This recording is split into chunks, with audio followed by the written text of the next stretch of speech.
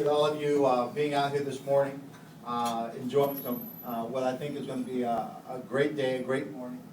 Play a little golf, and yes, I did win the skills contest last night. I tried not to.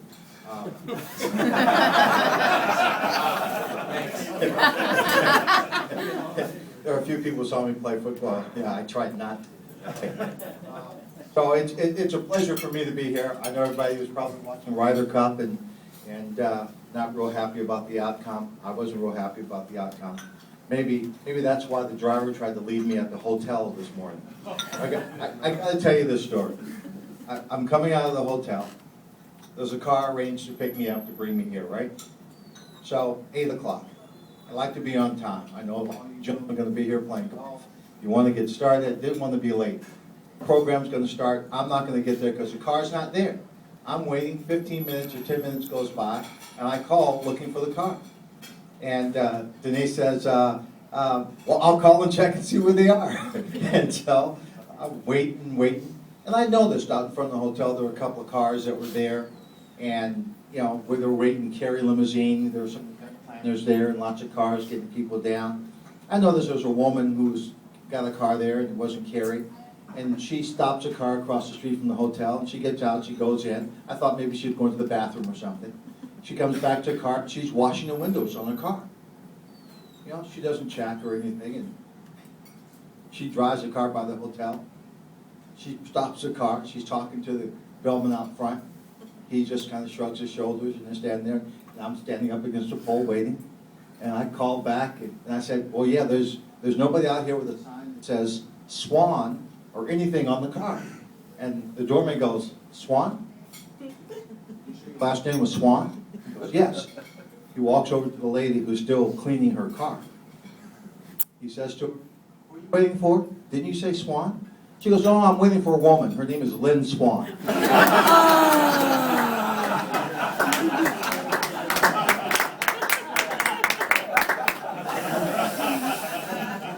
you very much.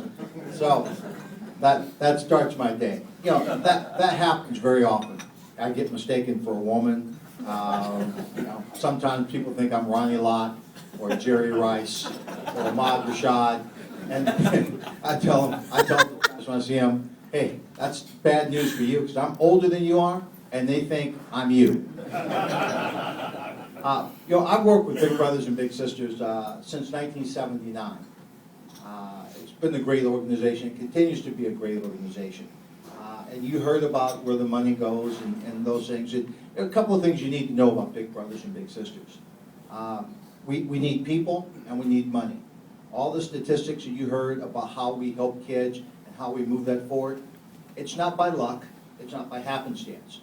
All of you are in business, you know you have a game plan, you have a 5-year long-term plan, you put together how you want your business to grow. And the Big Brothers and Big Sisters, we do the same thing. We have a plan. And the reason why those statistics, and they're our statistics, not any other mentoring organization, those are our stats, is because we have professionals who work on the staff to make sure that everyone who's matched has the right tools to be able to get the job done. And you understand that. You know, you ask somebody to go out and do something, and you don't give them the tools, how are they going to succeed? So the first thing we need, and you need to understand, is we have great people who are on our staff, who are social workers, who provide the expertise to the bigs and to the littles and to their parent, and how to make this relationship grow. So I know we have some of the folks who work on the staff. Would you please stand up? Please stand up. These are the people that make this work in the organization. These are the people that do the work day in and day out to make sure you get proper tools to grow. Now, what I like for you to understand is that if these kids who are growing up, the only view of the world they have is their ground level surroundings, then they think that's what their possibilities are. They think whatever they see at ground level is all they can accomplish and all they can do. The analogy I like to use is if you take them into the house and you take them up to the second floor, that changes the view on what's possible and what they can do. The higher you take them in the house and the broader view you give them, the more possibilities they have. We're not trying to say that each child's going to become X. We don't know what they're going to become and what they're going to do.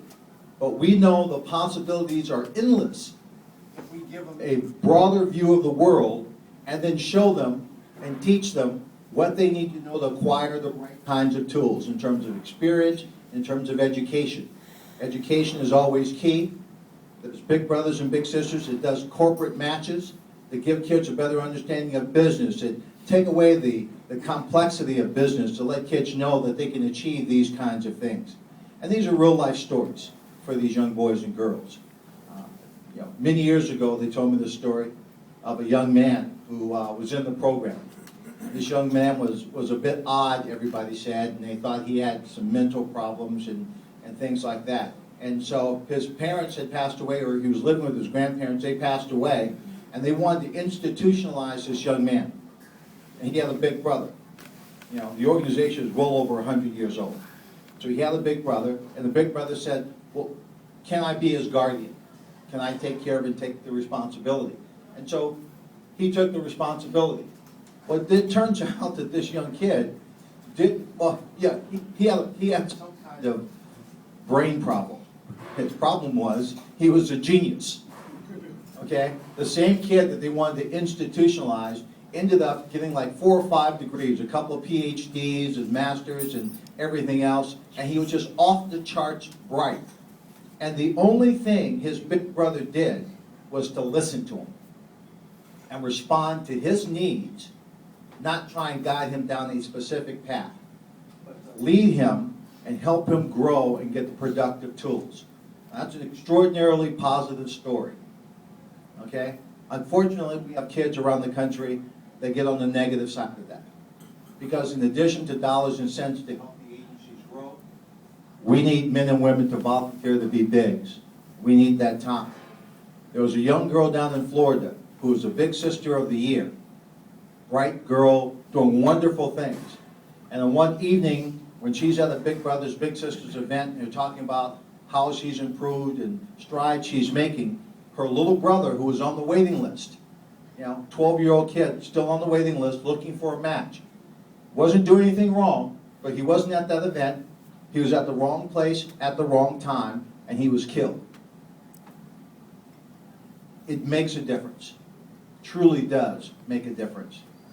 And so we want to thank you for the work that you're doing and for the contributions you're making. We know that everybody can't be a big brother or big sister, but you can help this organization grow in so many different ways. And so we appreciate that time. We appreciate that effort. You've got great leadership here. You've got a great organization. They will just need your support to continue to grow and serve your community. And we have over 400 agencies across the country. 400 agencies that are working hard, just like you're working here, to make sure it's in your community that you receive these benefits. So when you work hard, when you raise money, when you do the things and volunteers, you're helping your community right here, in this area. So we appreciate that. So this afternoon, this morning, we're going to play a little golf. We're going to have some fun. We're going to tell some stories, right? Our team's going to win. And it's not a setup or anything, no. But we're going to have fun, and that's it. Anything else? A couple of questions, or okay? So if you guys have some questions for me, I'll be happy to answer it. I know most of you, well, some of you don't have a winning football team. Oh, snap! What? Oh. Who do you like in the Bears-Cowboys We game don't have a tonight? winning baseball team, so I mean, Oh, Who do you like in the Bears-Cowboys tonight? Do I like the Bears? Who do you like winning the game tonight? Bears versus I Cowboys? don't care. They don't mean anything to me. Okay, I'll be politically correct. I like Chicago. Yeah! Woo! Bears! I got to tell you, Super Bowl 30. Right, Roger Staubach is in the suite with us, and all the MVPs from the past Super Bowls are back. Right? Cowboys are playing the Steelers for the 3rd time in the Super Bowl. Get out there, and of course, the Cowboys win. And I'm in the booth with Roger Staubach, and Roger's jumping up and down, and yeah, we beat those. Finally beat those Steelers. We kicked their butts. I walked over to Roger. I looked at Roger, eye to eye. Roger, those Steelers beat those Cowboys beat those Steelers. You never beat us.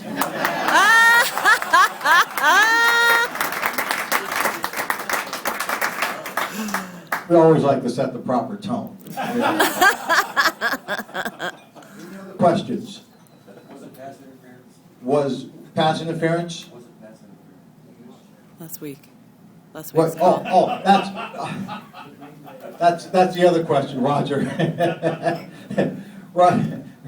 Roger always says in Super Bowl, I think it was Super Bowl 13, that when we played against him, Benny Barnes got called for pass interference, on me, and he always says it was never pass interference, and it wasn't. So, I mean, football's not golf. You don't go for a pass, and the guy throws a flag, and it's pass interference. You keep the drive alive. You get 15 yards or whatever. The ball comes up to where the infraction was. You don't stop and say, oh, "Excuse me, wait. Let me call that penalty back. It was on me." Pick up the flag, that kind of thing. Golf, you do that. Golf, you sit there and go, "Oh, I'm sorry, the ball rolled a half." Or at least most golfers would do that, right? Anyway, it's one of those things. Roger understands. Kind of. Any other questions? No? That's it? We're done? Let's Ready play to ball. go? Chris will take you over. Chris? Here you go. Thank you.